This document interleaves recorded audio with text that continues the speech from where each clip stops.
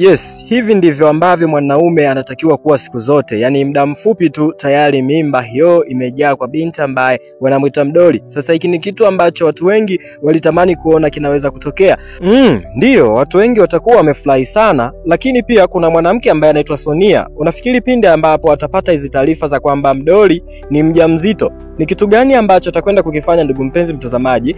Na tukumbuke kwamba mdoli alifukuzwa nyumbani kama mbwa, yani alifukuzwa kama mbwa pindi ambapo alikuwa ameleta shobo kwenye familia ya baba Kalobo pamoja na mdoli. Sasa hili ni kosa ambalo nafikiri watakuwa wamelifanya, kwa sababu hizi taarifa za ujauzito wa mdoli hazitakuwa faraga, yani kifupi ni kwamba lazima zitaweza kutembea kwa watu mbalimbali, na pindi ambapo binti ambaye anaitwa Sonia atazipata hizi habari, ni kwamba kitu ambacho atakifanya hapo hakitakuwa na faida kwa upande wa baba Kalobo, kwa sababu tunafahamu binti ambaye anaitwa Sonia kwa sasa anahitaji kuweza kukaa karibu na baba Kalobo, yani kifupi ni kwamba anahitaji kuweza kurudiana na Karobo. Sasa itakuwa ni ngumu sana kurudiana na baba Kalobo, kwa sababu binti ambaye anaitwa mdoli kwanza kwa sasa ni mjamzito, yani kifupi ni kwamba baba Kalobo atampenda zaidi kuliko jinsi ambavyo alikuwa akimpenda mwanzo. Sasa tuhusianishe matukio mawili haya. Tukio la kwanza tuliweza kuona binti ambaye anaitwa Sonia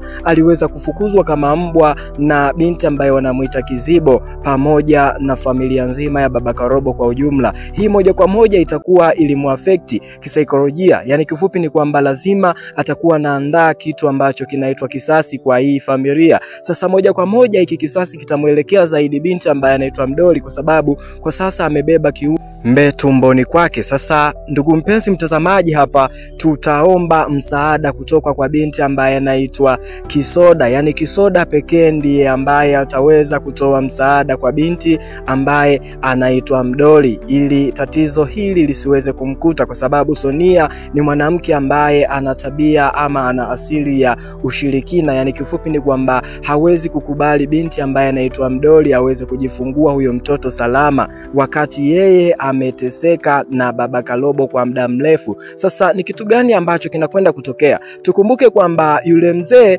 nikimaanisha yule mshirika wa kina Kibelenge pamoja na Kisoda, alimtumia dogo Omari Kimbola kwa ajili ya kuja kwenye familia ya baba Kalobo kama rafiki yake na binti ambaye wanamuita Karobo, ili aweze kumsaidia binti ambaye wanamuita mdoli. Sasa nafikiri kwamba tatizo lile ambalo mzee aliona linahitaji msaada kwa mdoli litakuwa ndo hili hapa, yani kifupi ni kwamba sidhani kama huyu mwanamke Sonia atakubali kuweza kumwacha binti ambaye anaitwa mdoli aendelee kulea huo ujauzito wa baba Karobo, hali ya kwamba yeye anahitaji kukava nafasi yake. Sasa hiki ni kitu ambacho tunatakiwa kuwa makini, lakini pia kuna jambo la muhimu ambalo unatakiwa kulifahamu ndugu mpenzi mtazamaji. Kama ulitazama kwa umakini sini hapa ambayo ilikuwa ikimuonyesha binti ambaye anaitwa Kizibo the way ambavyo alimfukuza Sonia, yani hii hapa inaonyesha kabisa kwamba Kizibo yuko kwenye hatari kubwa sana, kwa sababu Sonia sidhani kama ataliacha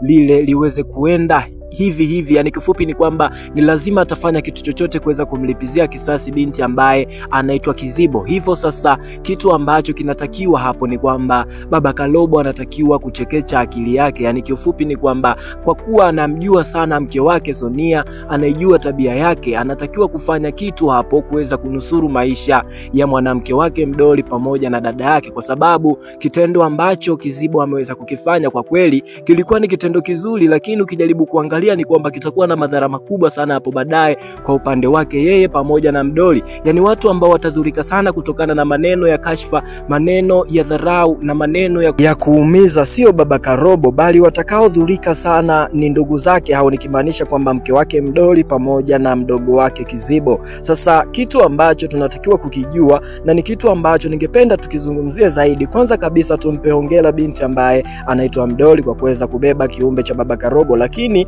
I hope hii mimba itaweza kukua vizuri, tuna mwisho wa siku tuweze kupata katoto kamjomba. Sasa sidhani kama itaweza kuwa hivyo, kwa sababu hizi taarifa bwana ni kubwa, na hizi taarifa moja kwa moja lazima zitaweza kufika kwenye masikio ya huyu mwanamke ambaye anaitwa Sonia. Ukijaribu kuangalia Sonia hapa, jinsi ambavyo Sonia alikuwa akilia kwa uchungu, sasa unaweza ukajiuliza kwamba hayo machozi yanatoka wapi, kwa sababu tunafahamu binti alikuwa analia kinafiki sana. Sasa hii inaonyesha kabisa kwamba huyu mwanamke Sonia ni mtu ambaye ambaye yuko serious na mambo yake, kwa sababu ukijaribu kuangalia machozi yalipotoka hapo, sidhani kama yalikuwa ni machozi ya kweli. Yani kifupi ni kwamba yalikuwa ni machozi ya kinafiki. Sasa aliyatoa wapi? Tuachane na hapo, tuendelee kuichambua. Moja kati ya vitu ambavyo wamefanya makosa sana baba Karobo pamoja na binti ambaye anaitwa Mdoli ni kuweza kumwachia binti ambaye anaitwa Sonia mamlaka ya kumhudumia binti ambaye anaitwa Karobo. Ni kweli binti Karobo ana haki zote za kuweza